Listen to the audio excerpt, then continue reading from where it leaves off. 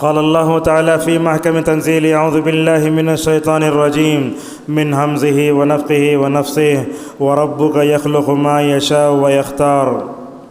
وقال النبي صلى الله عليه وسلم مكة والمدينة لا يدخلها الطاعون ولا الدجال متفق علیہ. معزز حاضرین، آج کے خطبہ جمعہ میں مدینہ منورہ کی فضیلت اور اس میں قیام کے آداب سے متعلق ہم آپ کے سامنے گفتگو کریں گے. سب سے پہلے ہم نے آپ کے سامنے سورہ قصص کی ایک آیت پڑھی. اللہ تبارک و تعالیٰ اس میں فرماتا ہے وَرَبُّكَ يَخْلُقُ مَا يَشَاءُ وَيَخْتَارُ، تمہارا رب جو چاہتا ہے پیدا کرتا ہے اور جس کو چاہتا ہے چن لیتا ہے. ابن القیم رحمہ اللہ اپنی شاہکار تصنیف زاد المعاد میں اس آیت کی تشریح میں لکھتے ہیں اللہ تعالیٰ اشخاص میں سے نبیوں کو چنتا ہے اور مقامات میں سے اللہ تعالیٰ کچھ جگہوں کو چنتا ہے اور دوسرے پر فضیلت دیتا ہے. چنانچہ اللہ تبارک و تعالیٰ نے پوری دنیا میں سب سے پاکیزہ مقدس اگر کسی کو چنا وہ مکہ مکرمہ ہے. دوسری چیز ہے اللہ تبارک و تعالیٰ نے رسول اکرم صلی اللہ علیہ وسلم کی ہجرت کے لیے جس مقام کو چنا اس کو کہتے ہیں مدینہ منورہ. معزز حاضرین، خطبے کے آغاز میں یہ بات کہنا ضروری ہے کہ جو بھی حج کرنے والا یا عمرہ کرنے والا مکہ پہنچتا ہے تو اس کے اعمال وہیں مکمل ہو جاتے ہیں.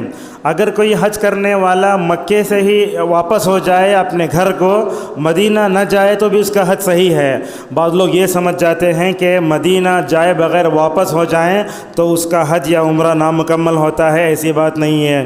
اور اسی طریقے سے ہم دیکھتے ہیں حجاج اور معتمرین کے درمیان میں چند کتابیں تقسیم کی جاتی ہیں.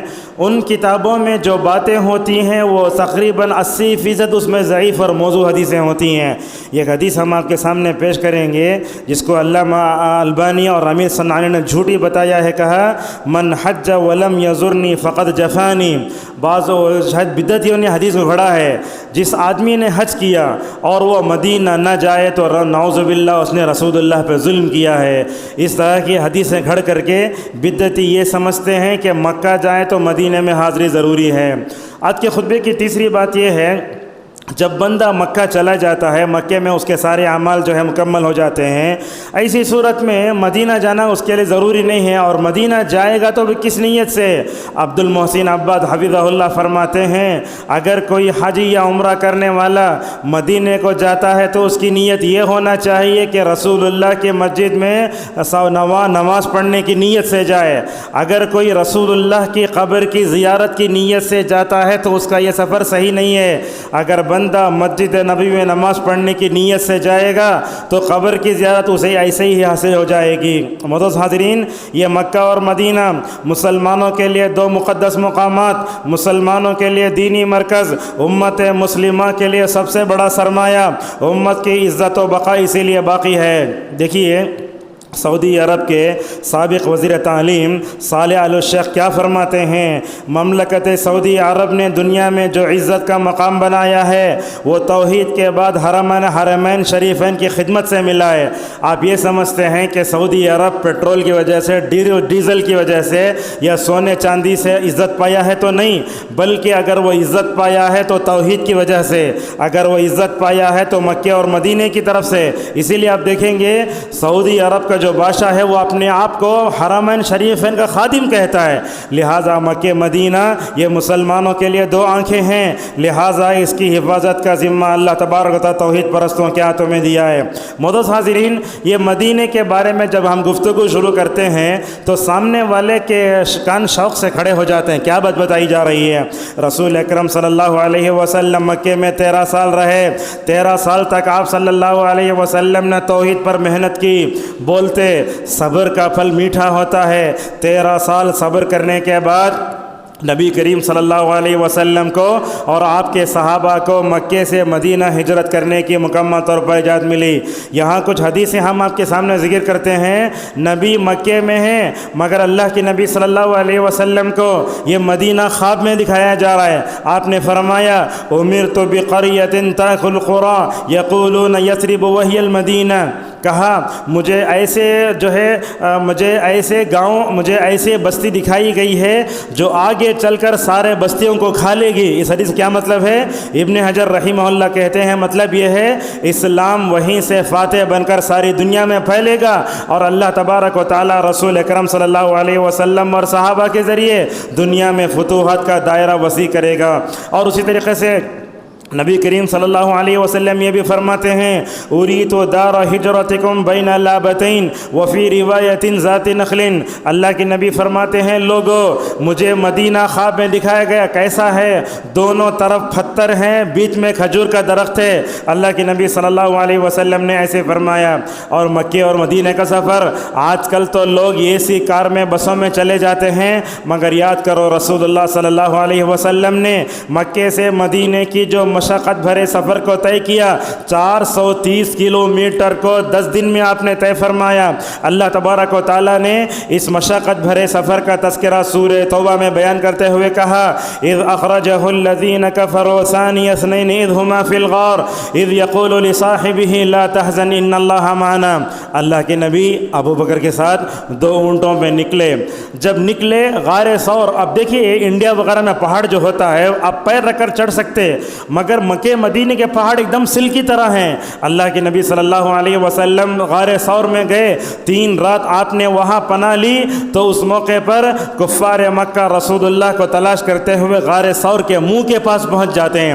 ابو بکر رضی اللہ عنہ کا دل گھبرانے لگتا ہے، اس موقع پر کہتے ہیں یا رسول اللہ یہ کفار مکہ ہم کو پانے کے لیے غار کے منہ تک آ گئے ہیں، اگر یہ اپنے پیروں کی طرف بھی دیکھیں تو ہم کو نظر آ جائیں گے۔ اس موقع پر اللہ تبارک و تعالیٰ نے کہا اے ابو بکر یاد رکھو اس وقت میں ہوں، تم ہیں، تیسرا اللہ ہے، یاد رکھو اللہ کی میت ہمارے سامنے ہے، لہٰذا غم کرنے کی ضرورت ہے۔ اللہ فرماتا ہے فَأَنزَلَ اللَّهُ سَكِينَتَهُ عَلَيْهِ وَأَيَّدَهُ بِجُنُودٍ لَّمْ تَرَوْهَا۔ اللہ تعالیٰ نے سکینت اتاری، اللہ نے آپ کی تائید کی جو ہے فرشتوں کے ذریعے۔ مکمل طور پر نبی کریم صلی اللہ علیہ وسلم مدینہ پہنچے تو کیا ہوا؟ ایک بڑا جب بادشاہ یعنی تو منسٹر آتا ہے تو سارا شہر اسے استقبال کرتا ہے۔ یہ رسولوں کا سردار جب مدینہ پہنچتا ہے تو سارا مدینہ خوشی سے جھوم اٹھتا ہے۔ حضرت انس رضی اللہ عنہ کہتے ہیں لما دخل المدینہ رسول اللہ صلی اللہ علیہ وسلم اضاء له كل شيء۔ جب اللہ کے نبی مدینہ پہنچے تو مدینہ پورا آپ صلی اللہ علیہ وسلم کی آمد سے روشن ہو گیا۔ مدینہ کا ہر باشندہ یہ کوشش کرتا کہ نبی میرے گھر میں اترے۔ اللہ کے نبی صلی اللہ علیہ وسلم ابو ایوب انصاری رضی اللہ عنہ کے گھر میں 14 دن قیام فرماتے ہیں۔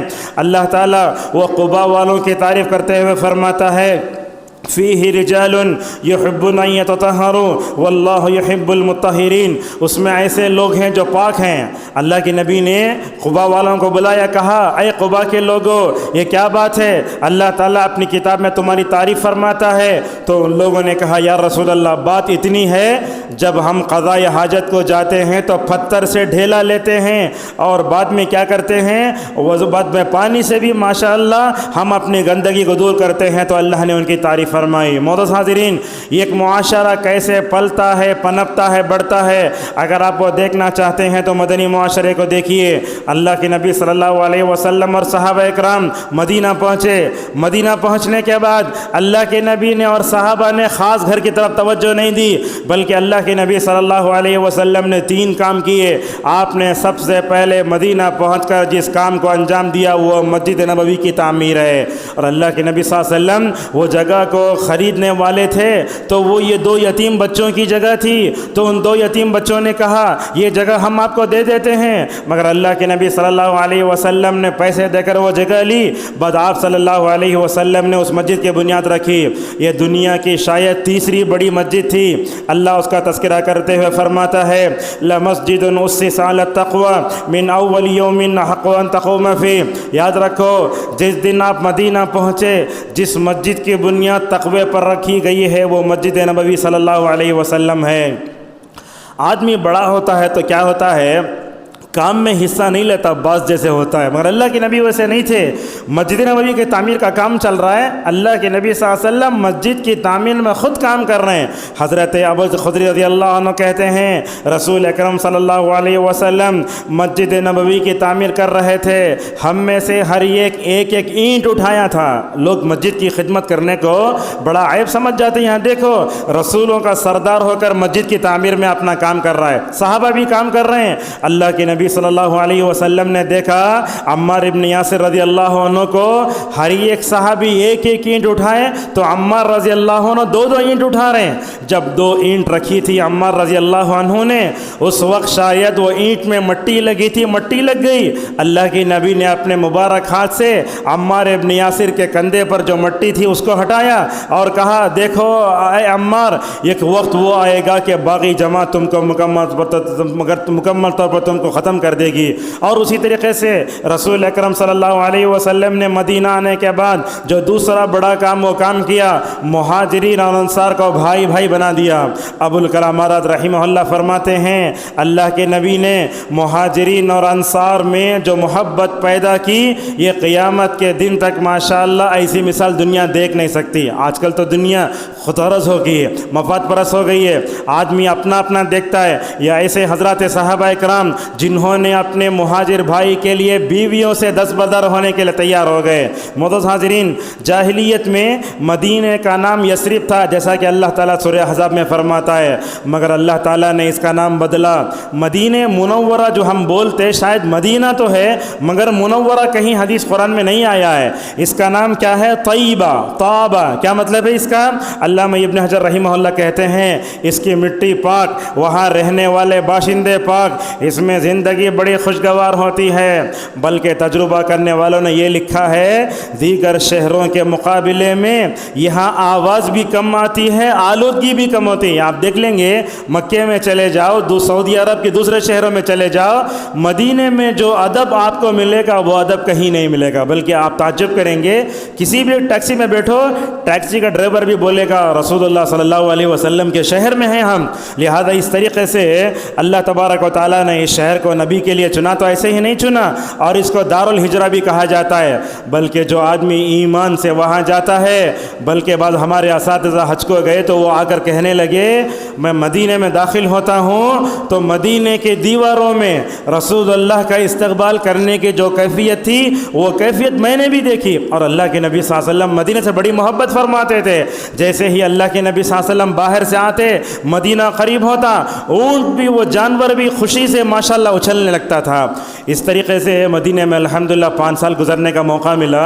ہمارے اساتذہ بھی کہتے مدینے سے باہر چلے تو ایک طرح کا ٹینشن لگتا، لیکن جیسے جیسے مدینہ قریب آتا ایک طرح کی خوشی نظر آتی، جیسے رسول اللہ کی اونٹنی یا جانور مدینے سے قریب ہو کر خوشی سے اچھلنے لگتے تو ہمارے اساتذہ بولتے کہ ہمارے بچے بچیاں بھی جیسے ہی مدینہ قریب آتا تو بولتے ابا ذرا گاڑی تیز چلاؤ تاکہ مدینے میں جلد چلے جائیں۔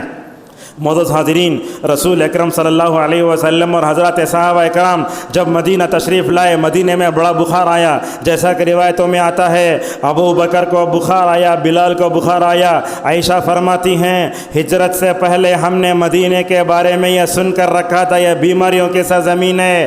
ابو بکر بیمار ہوئے، حضرت بلال بیمار ہو گئے، اللہ کے نبی صلی اللہ علیہ وسلم نے دعا فرمائی۔ کیا دعا فرمائی؟ اے اللہ، مدینہ میں جو بیماریاں ہیں اس بیماری کو تو جحفہ نامی مقام میں منتقل کر دے۔ ایسے ہی ہوا۔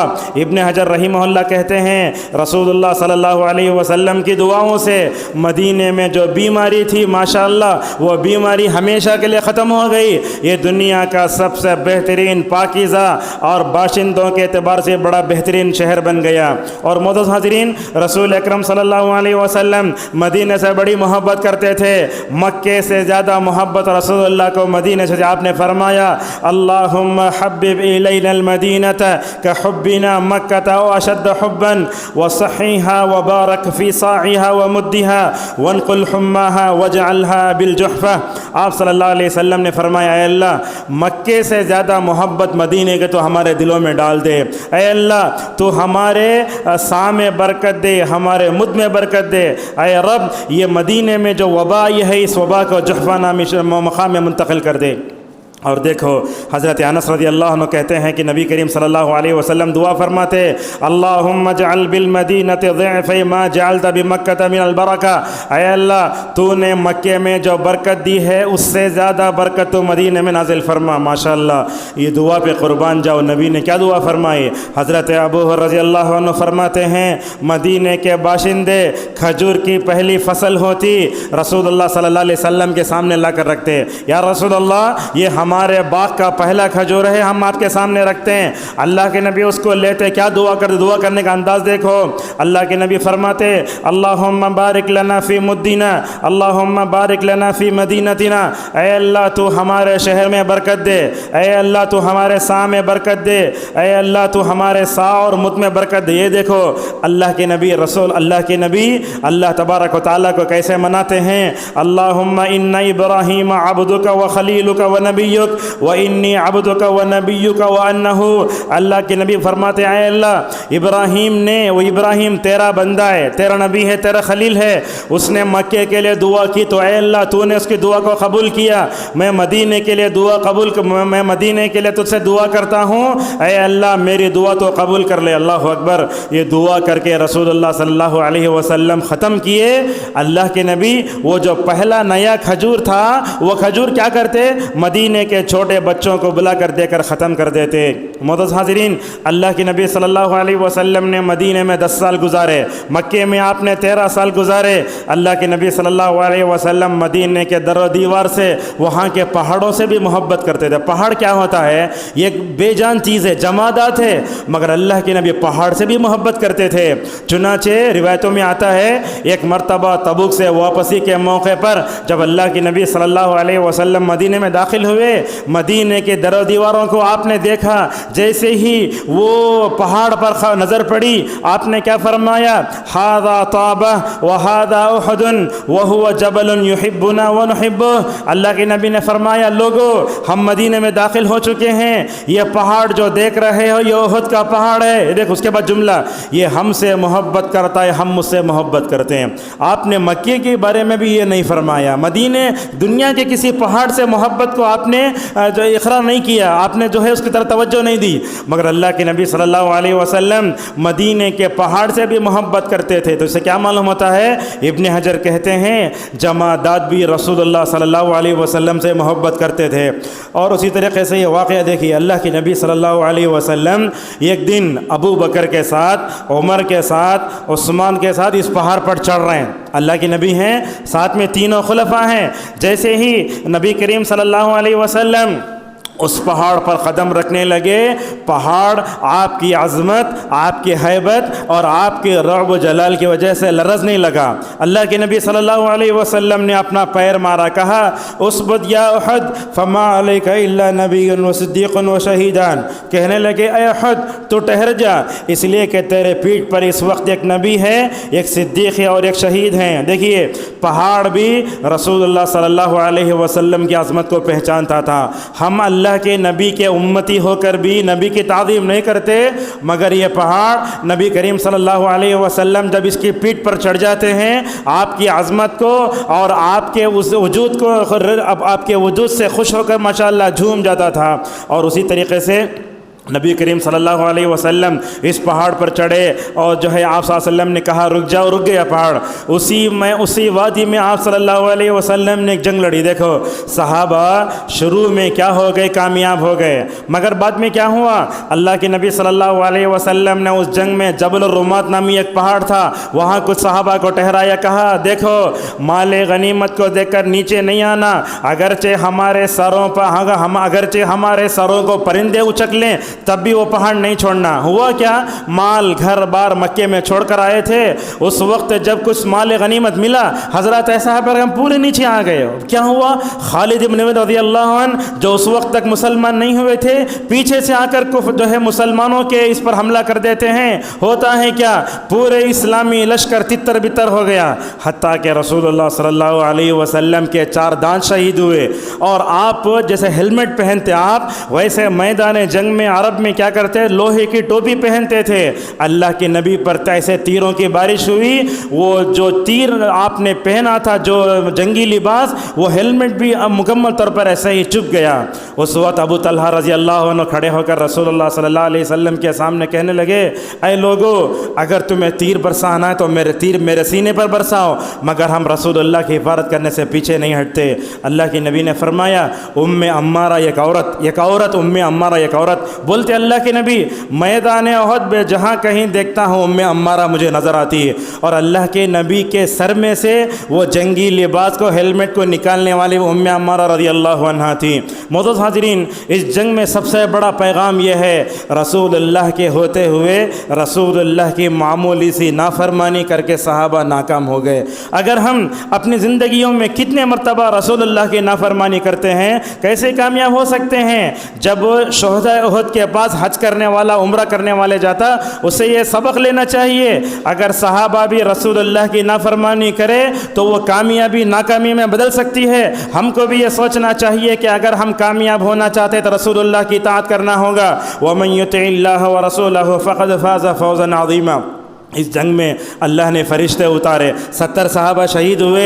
دیکھو کیا غربت کا عالم تھا. رسول اکرم صلی اللہ علیہ وسلم ایک ایک قبر میں کئی صحابہ کو رکھتے، اور آپ پوچھتے ان میں سے کون اس میں حافظ قرآن ہے، سب سے پہلے اس کو رکھتے. بعد میں نبی کریم صلی اللہ علیہ وسلم واپس آئے. اسی جنگ میں مصعب بن عمر کا کیا حال تھا دیکھو. جب اسلام کو گلے سے لگایا تو کیسی سیدھی سادھی زندگی گزاری. اسلام لانے سے پہلے حال تو یہ تھا، مصعب بن عمر جہاں سے گزرتے بولتے مصعب بن عمر یہاں سے گزرا ہے. جب حضرت مصعب بن عمر رضی اللہ عنہ کو دونوں ہاتھ کندھے کے ساتھ ختم، شہید ہو گئے، نیچے گر گئے، شہید ہو گئے. اللہ کے نبی صلی اللہ علیہ وسلم نے ان کو دیکھا کہ وہ میدان جنگ میں پڑے ہوئے ہیں. اگر سر ڈھانپتے تو پیر کھل جاتا، اگر پیر ڈھانکتے تو سر کھل جاتا. نبی کریم صلی اللہ علیہ وسلم نے یہ منظر دیکھا تو آپ بھی آپ دیدہ ہو گئے، آپ کی آنکھوں سے آنسو آئے.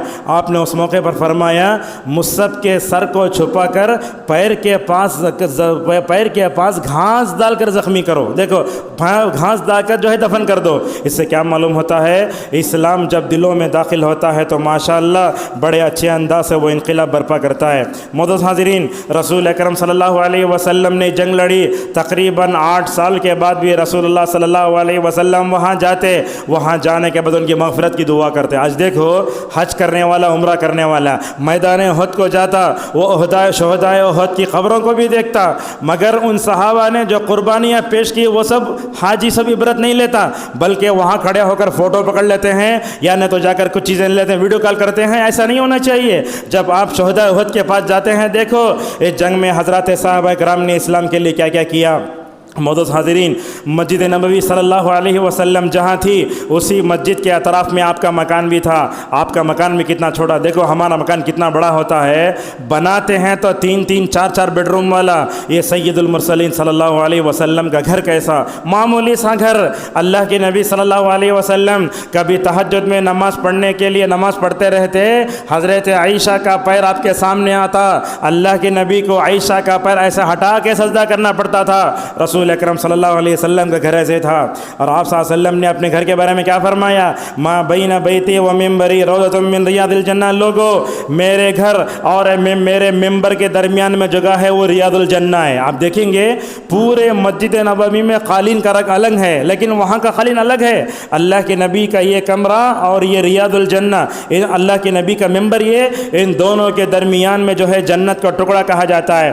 معزز حاضرین، رسول اکرم صلی اللہ علیہ وسلم مدینے میں آئے تو جمعہ فرض ہوا. آپ صلی اللہ علیہ وسلم کیا کرتے تھے، وہ ایک ٹہنی تھی، ٹہنی کو پکڑ کے خطبہ دیتے تھے. ممبر بھی نہیں تھا، ہاتھ میں عصا لینے کے لیے کچھ بھی نہیں تھا. جب اللہ کے نبی صلی اللہ علیہ وسلم کے سامنے ایک صحابیہ نے کہا، یا رسول اللہ، آپ کے پاس ممبر بھی نہیں ہے، ٹہنی بھی، آپ کے پاس جو ہے عصا بھی نہیں ہے، میں کام کرتی ہوں آپ کے لیے ممبر بنا کے دیتی ہوں. ایک عورت نے آپ کے لیے ممبر بنایا. اللہ کے نبی صلی اللہ علیہ وسلم وہ ممبر بنانے سے پہلے ٹہنی کو پکڑ کر خطبہ دیتے تھے۔ یہ دیکھیے ٹہنی کو پکڑ خطبہ دیتے تھے۔ جب ممبر بنا نبی کریم صلی اللہ علیہ وسلم اس ٹہنی کو ہاتھ نہیں لگایا۔ جب آپ وہاں کھڑے ہو کر خطبہ دے رہے ہیں تو ایسا تھا اللہ کے نبی نے اس کو چھوڑا تو وہ ٹہنی آپ کے چھوڑنے کی وجہ سے رونے لگی۔ ایک ٹہنی روتی ہے رسول اللہ صلی اللہ علیہ وسلم کی محبت میں، بلکہ روایتوں میں آتا ہے چیخ کر رونے لگی۔ اور اللہ کے نبی تو ایسے تھے دنیا کے ذرے ذرے کے لیے رحمت للعالمین بنا کر بھیجے گئے تھے۔ اللہ کے نبی صلی اللہ علیہ وسلم نے دیکھا یہ ٹہنی میری یاد میں رو رہی ہے، میں نے اس کو چھوڑا اس لیے رو رہی ہے۔ اللہ کے نبی صلی اللہ علیہ وسلم ممبر پر سے اترے، آپ نے اس ٹہنی پر ہاتھ رکھا تو وہ تھم گئی اور اس نے مکمل طور پر رونا بند کر دیا۔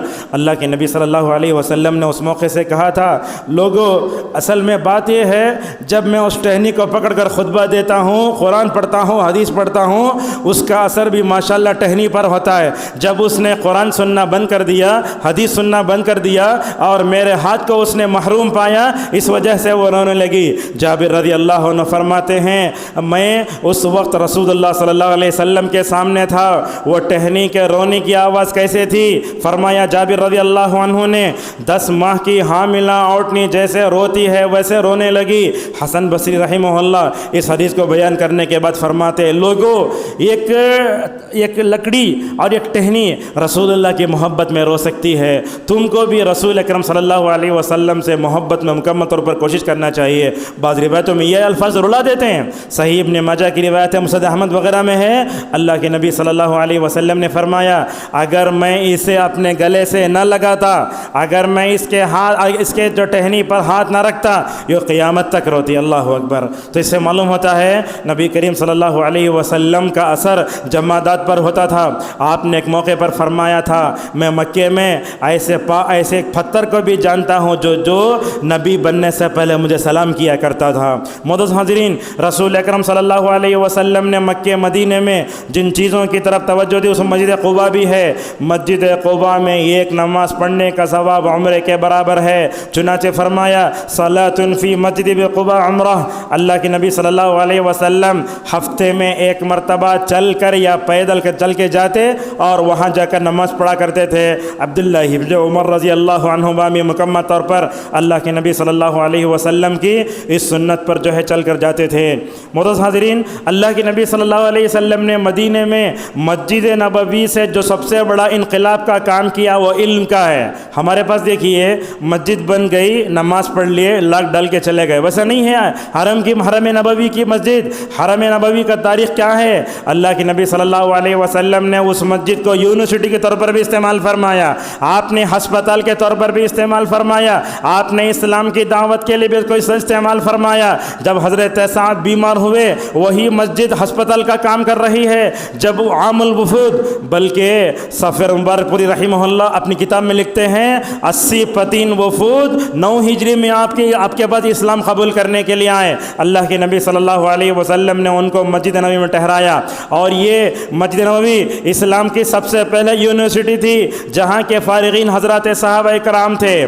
اور اس مسجد میں رہنے والے کچھ لوگ ایسے تھے جن کو اصحاب صفہ کہا جاتا ہے۔ اصحاب صفہ کا مطلب چبوترا، ایسے صحابہ کرام جن کے پاس گھر نہیں تھا، پہننے کے لیے کپڑے نہیں تھے۔ یہ حضرات صحابہ کرام کیا کرتے تھے؟ مسجد میں رہتے تھے، رسول اللہ کے پاس پڑھتے تھے۔ جب ان فقراء صحابہ کو بھوک لگتی تو کہاں جاتے؟ رسول اللہ صلی اللہ علیہ وسلم کے گھر جاتے، رسول اللہ ان کو لے کر کسی صحابی کے گھر جا کر کھانا کھلایا کرتے تھے۔ ایسے ہی ہوا ایک دن حضرت ابو ہریرہ رضی اللہ عنہ جو اصحاب صفہ کے لیڈر ہیں، ایک دن کھڑے ہوئے ہیں، ان پر سے گزرتے ہیں ابو بکر، پوچھتے ہیں اے ابو ہریرہ کیوں یہاں کھڑے ہو؟ ابو ہریرہ کچھ بھی جواب نہیں دیتے۔ اس کے بعد حضرت عمر وہاں سے گزرتے، پوچھتے ابو ہریرہ کیوں یہاں ٹھہرے ہو؟ بولتے کچھ بھی نہیں، مگر اللہ کے نبی چہروں کو دیکھ کر پہچان لیتے تھے۔ ابو بکر نے حضرت ابو ہریرہ کی بھوک کو نہیں پہچانا، حضرت عمر نے حضرت ابو ہریرہ کی بھوک کو نہیں پہچانا، اللہ کے نبی صلی اللہ علیہ وسلم نے پہچان لیا حضرت ابو ہریرہ بھوکے ہیں۔ ابو ہریرہ رضی اللہ عنہ بولتے ہیں 5000 حدیثوں کے حافظ. ان کا حل کیا ہوتا معلوم؟ اللہ کے نبی کا گھر اور ممبر ان دونوں کے درمیان میں کبھی بھوک سے اوندے پڑ جاتے تھے. ابو ہریرہ لوگ سمجھتے ابو ہریرہ سو رہا ہے، حالانکہ وہ بھوک کی وجہ سے نڈال ہو رہے ہیں. تو اللہ کے نبی صلی اللہ علیہ وسلم نے بھوکے ابو ہریرہ کو بلایا، کہا اے ابو ہریرہ یہ دودھ کا پیالہ لو. آپ نے ان کو دودھ کا پیالہ دیا. ابو ہریرہ سوچتے ہیں یہ دودھ کی اتنی سی مقدار لے کر میں کیا کروں گا، کن کو جا کر دوں گا؟ تو وہ کہتے ہیں اللہ کے نبی صلی اللہ علیہ وسلم کے پاس سے دودھ کا چھوٹا سا پیالہ لے کر گیا، میں نے تقریباً 400 سے زیادہ صحابہ کو پلایا. نبی کے پاس آیا تو دیکھا دودھ اتنا ہی ہے جتنا اللہ کے نبی نے دیا. اللہ کے نبی نے ابو ہریرہ سے کہا اے ابو ہریرہ پیو. ابو ہریرہ پی چکے. اس کے بعد بھی کہا پیو. اللہ کے نبی سے کہا یا رسول اللہ میں پی چکا. اس کے بعد بھی حضرت ابو رضی اللہ عنہ کہتے ہیں جیسے رسول اکرم صلی اللہ علیہ وسلم نے مجھے وہ دودھ دیا ویسے ہی باقی تھا. معزز حاضرین، آج بھی آپ مسجد نبوی میں چلے جائیں گے، نبی کے زمانے میں جیسے فقراء صحابہ تھے ایسے فقیر لوگ آپ کو مدینے میں مل جائیں گے. کتنے ایسے لوگ ہیں جن کے پاس پہننے کے لیے کپڑے نہیں، ان کا کام کیا؟ مسجد نبوی میں رہنا، زمزم پینا، کھجور کھانا، علم حاصل کرنا، ورنہ تو ان کو دنیا سے مکمل طور پر کچھ بھی لینا دینا نہیں ہے. معزز حاضرین، یہی وہ مسجد نبوی ہے جس کے اوپر نبی کریم صلی اللہ علیہ وسلم نے حرم کا استعمال فرمایا. اس شہر کی حفاظت کا ذمہ اللہ نے لیا ہے. جیسا کہ ہم نے شروع میں حدیث پڑھی، اللہ کے نبی فرماتے ہیں دیکھو مدینے میں دجال نہیں داخل ہو سکے گا، بلکہ بعض روایتوں میں آیا وہ مدینے میں داخل ہونے کی کوشش کرے گا. مدینے کے 2 دروازوں پر 2 فرشتے ہوں گے اور دجال کو ایسے ہی باہر بھگا دیں گے. یہ مدینہ کیا ایمان کا مرکز ہے، جہاں جیسے ایمان کی روشنی وہی دنیا سے پھیلی. قیامت کے قریبی زمانے میں مدینہ ویسے ہی سمٹ کر جو ہے ایمان مدینے کی طرف جائے گا جیسے سانپ جو ہے جیسے سانپ اپنے بل کی طرف جاتا ہے. معزز حاضرین، مدینے میں جو لوگ صبر کر کے زندگی گزارتے ہیں ان لوگوں کو نبی کریم صلی اللہ علیہ وسلم نے کیا جو ہے بہترین خوشخبری سنائی. آپ نے فرمایا جو لوگ مدینے میں تکلیف پر صبر کریں گے، اللہ کے نبی نے فرمایا قیامت کے دن ایسے مسلمانوں کے حق میں سفارش کروں گا. اور آپ صلی اللہ علیہ وسلم نے بھی فرمایا آخری دنوں میں لوگ آرام طلبی کو، عیش پرستی کو ترجیح دیں گے. اللہ کے نبی فرماتے ہیں والمدینۃ خیر لہم لو کانوا یعلمون. علامہ ابن حجر رحمہ اللہ مدینے میں رہنے کے فوائد پر روشنی ڈالتے ہوئے کہتے ہیں یہ مدینہ رسول اللہ کی طرف سے حرم بنا، یہ وحی اترنے کی جگہ ہے. یہاں دین کا بھی فائدہ ہے، دنیا کا بھی فائدہ ہے. اور اسی مسجد میں بیٹھ کر امام مالک رحمۃ اللہ علیہ حدیث پڑھاتے تھے. کیا خوش نصیب تھے امام مالک. ایک طرف دیکھتے تو عائشہ کا کمرہ، دوسری طرف دیکھتے تو کیا ہے وہ رسول اللہ کا ممبر. ان دونوں کے درمیان میں بیٹھ کر امام مالک رحمہ اللہ حدیث پڑھاتے تھے. آج کل کیا ہو رہا ہے ہم دیکھتے ہیں یہ مدارس سے بھی اس کو مطلب مدارس سے بھی اور مساجد میں بھی ادب ختم ہوتے جا رہا ہے. وہ کیسے تھے امام مالک رحمہ اللہ؟ حدیث پڑھانا بولا تو غسل کرنا، اچھے کپڑے پہننا اور اس کے بعد مجلس میں آ کر بیٹھتے. ایسا رعب و دبدبا.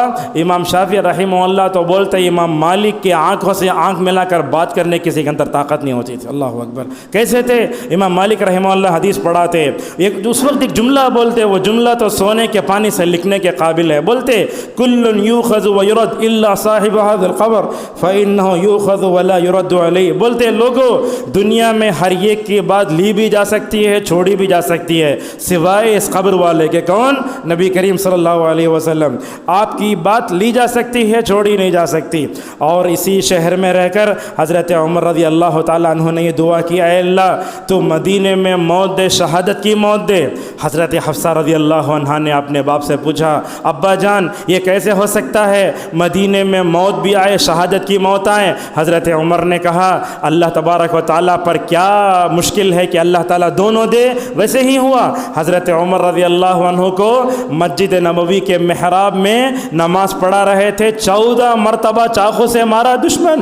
اور اس کے بعد حضرت عمر رضی اللہ عنہ اسی جو ہے مدینہ میں ماشاءاللہ شہادت کی موت سے بھی ماشاءاللہ سرفراز ہو جاتے ہیں. معزز حاضرین، اللہ کے نبی صلی اللہ علیہ وسلم نے اس شہر میں رہنے والوں کے اخلاق کیسے پیدا فرمائے. ایسے اخلاق کا یہ ایسا عمدہ نمونہ جب اللہ کے نبی نے صحابہ کے اندر وہ اخلاق پیدا فرمائے آسمان سے فوراً وحی آ جاتی تھی۔ ایک مرتبہ ابو طلحہ رضی اللہ عنہ کے گھر میں مہمان آئے، ہوا کیا، گھر میں صرف بیوی بچوں کے لیے کھانے کا سامان موجود ہے، باہر سے مہمان آ گئے۔ اس موقع پر کیا کیا ابو طلحہ رضی اللہ عنہ نے اپنے بچوں کو ایسے بھوکے سلا دیا، بھوکے سلا کر کے مہمانوں کو کھانا کھلایا۔ اللہ تعالیٰ کو یاد اتنی پسند آئی، لوگ مہمانوں کو ترجیح دیتے ہیں اپنے بچوں پر۔ وَيُؤْثِرُونَ عَلَىٰ أَنفُسِهِمْ وَلَوْ كَانَ بِهِمْ خَصَاصَةٌ۔ اور بعد میں جب صبح میں آیت اتری، اللہ کے نبی صلی اللہ علیہ وسلم نے شوہر بیوی کو بلایا، کہا دیکھو تم لوگوں نے اپنے بچوں کو بھوکا سلایا اور ایثار و قربانی کا وہ جذبہ تمہارے اندر، عرش والے نے تمہارے بارے میں آیتیں اتاری۔ اور آج کل بھی ہم دیکھتے ہیں اتنا زمانہ گیا گزرا ہو گیا، مگر مدینے والوں میں دوسروں پر جان نچھاور کرنے، مہمان نوازی کرنے کا وہ جذبہ ہے، میں اللہ کی قسم کھا کے کہتا ہوں کسی شہر میں نہیں پا سکتے آپ۔ 5 سال میں مدینے میں تھا میں، اس وقت ہم دیکھتے تھے وہ مطلب افطار کرانے کے لیے مسجد نبوی میں آپ دیکھیں گے اتنا قالین نظر نہیں آئے گا، اتنا لمبا دسترخوان، اور ہر ایک آدمی وہ افطار کرانے کے لیے دوسرے بھائی سے لڑتا، محمد مجھے، اللہ اکبر۔ عموماً دنیا میں ہم کیا دیکھتے ہیں، انسان برائی کی وجہ سے لڑتا ہے، مگر خیر کے لیے لوگ لڑتے ہوئے نظر آتے ہیں۔ معزز حاضرین، اس مدینے میں قبرستان جس کو بقیع کہتے ہیں، وہ جنت البقیع لوگ بول کے یہ سمجھ جاتے اس میں اگر دفن سیدھا جنت میں چلے تو ویسا نہیں ہے۔ اللہ کے نبی صلی اللہ علیہ وسلم وہاں جاتے تھے اور مکمل طور پر ان کے دعا بھی کرتے تھے۔ اور ایک بات بھی ہے، جو لوگ مدینہ جاتے ہیں ان کو چاہیے کہ وہ بار بار جا کے نبی کی قبر پہ سلام نہ پڑھیں، بلکہ آج بدعی طبقے کو دیکھیں گے آپ، لوگ حج کو گئے تو بولتے جاؤ ہماری طرف سے سرکار کو سلام پہنچا دو۔ کہاں ہے یہ؟ اللہ تعالیٰ نے تو دنیا میں فرشتے رکھے ہیں اس کام کے لیے۔ کس کام کے لیے؟ امت میں جو بھی درود پڑے گا اس درود کو رسول اللہ کے دربار میں پیش کرنا چاہیے، اور جمعہ کے دن تو خاص طور پر درود پڑھنے کی مکمل طور پر کی گئی۔ امام مالک رحمہ اللہ وہاں بیٹھ کر پڑھاتے رہتے، اس وقت کیا ہوتا، اور لوگ بار بار آتے، لوگ بولتے دیکھو اللہ کے نبی نے دعا فرمائی، اے اللہ تو میری قبر کو بت نہ بنا، بار بار آ کر نہ سلام پڑھنے کو جو ہے منع کرتے۔ آج کل ہم دیکھتے ہیں لوگوں 5 نمازوں میں 5 مرتبہ سلام پڑھنے جاتے، 2 دن میں 1 مرتبہ چلے گئے، وہ چلے گئے تو ہوا، ورنہ تو آپ لوگ دیکھیں گے مسجد نبوی میں جو اللہ کے نبی صلی اللہ علیہ وسلم کا کمرہ عائشہ کا ہے، وہاں جا کر کھڑے ہو کر نبی سے دعائیں کرتے ہیں۔ وہاں کی پولیس کیا کرتی ہے، فوراً پھیر کے چھوڑ دیتی ہے۔ اللہ سے دعا کرنا نبی سے مکمل طور پر نہیں پوچھنا چاہیے۔ اور یہ بات بھی یاد رکھیں، نبی کی قبر مسجد نبوی کا حصہ نہیں ہے، نبی جہاں مرتا ہے وہیں دفن کرنا چاہیے۔ اللہ کے نبی کا انتقال عائشہ کے گود میں، عائشہ کے بارے میں عائشہ کے گود میں ہوا، چنانچہ نبی کریم صلی اللہ علیہ وسلم کو وہیں دفن کر دیا گیا۔ اس شہر میں جب جاتے ہیں تو کن آداب کا خیال کرنا چاہیے؟ سب سے پہلی بات ہے کہ ہماری نیت صحیح ہونا چاہیے۔ مدینے میں جب انسان جاتا ہے تو اپنی آواز کو پست رکھنا چاہیے۔ اللہ نے کیا فرمایا، اے لوگو اپنی آواز کو نبی کی آواز پر بلند مت کرو۔ اگر آپ نبی کے قبر کے پاس بھی جائیں گے تو اس وقت کیا کرنا، آپ کو اپنی آواز کو پست کر کے سلام کرنا چاہیے۔ بلکہ جن لوگوں نے یا محمد کہہ کر نبی کو پکارا، اللہ فرماتا ہے یہ گوار قسم کے بنو تمیم کے لوگ، اگر ان کو احساس نہ ہوتا تو ان کے سارے عمل تباہ و برباد ہو کر رہ جاتے۔ حضرت عمر رضی اللہ عنہ نے دیکھا مسجد نبوی میں 2 لوگ بیٹھے ہیں، ایک آدمی مدینے کا، دوسرا طائف والے کا، بولے دیکھو تم مسجد نبوی میں ہو کر نبی کی آواز پر اپنی آواز کو بلند کرتے ہو، پوچھے تم کہاں سے ہو؟ ان میں سے ایک نے کہا میں مدینے والا، ان میں سے ایک نے کہا میں طائف والا ہوں۔ حضرت عمر نے کہا اگر تم دونوں مدینے والے ہوتے میں تم کو مار کے باہر نکلتا، اس لیے کہ تمہارا تعلق طائف سے، اس لیے میں تم کو چھوڑ رہا ہوں۔ اور اسی طریقے سے جو لوگ حج عمرے کو جاتے ہیں ان کو چاہیے کہ زیادہ سے زیادہ وقت حرم میں گزاریں۔ ایک بات بھی ہے، وہ کیا ہے، مسجد نبوی میں نماز پڑھنے کا ثواب کتنا ہے؟ 1000 نمازوں کا ثواب ہے، مگر حجاج اور عمرہ کرنے والوں کے درمیان جو کتاب تقسیم کی جاتی ہے اس میں لکھا ہے 50,000 نمازوں کا ثواب۔ یہ بات بھی غلط ہے۔ اور اسی طریقے سے بعض حجاج یہ بھی غلط کرتے ہیں 8 نماز حرم میں پڑھنا، اس کا بھی کوئی ثبوت نہیں ہے، بلکہ ایسا ہے 40 دن تک اگر کوئی بندہ تکبیر تحریمہ کی حفاظت کرے گا کسی بھی مسجد میں ہو، اللہ تبارک و تعالی جہنم اور نفاق سے چھٹکارا دے گا۔